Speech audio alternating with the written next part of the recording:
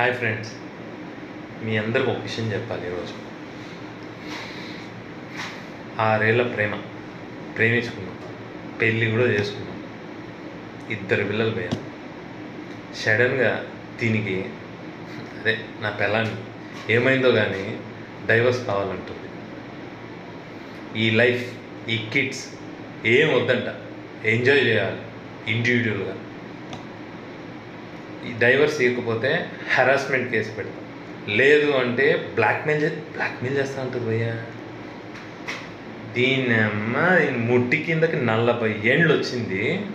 ఇప్పుడు నేను నా పిల్లల్ని వద్దని ఇండివిజువల్గా ఎంజాయ్ చేయాలంట.